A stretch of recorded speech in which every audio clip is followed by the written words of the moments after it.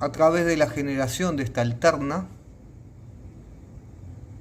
con continua pulsante desfasada a 120 grados, se genera la tensión trifásica.